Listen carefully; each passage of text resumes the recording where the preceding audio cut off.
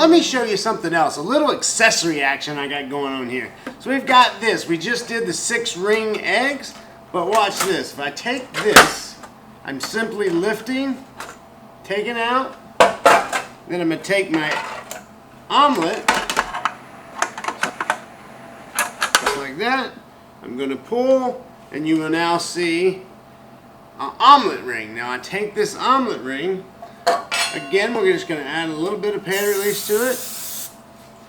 And then, watch this guys. So I've got my egg omelet, okay? I can actually go ahead, I'm going to put all my toppings in. And we're simply going to close this, set it down, and now you'll see the water reservoirs go this way. And that's so that the water doesn't actually hit the omelet. Grab our water, go with it this way, I'm going to go this way, then we're simply going to hit the start button.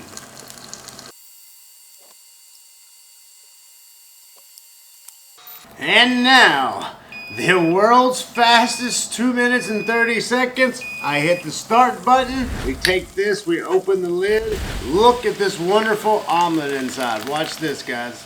I'm simply lifting this omelet. This is going to amaze you.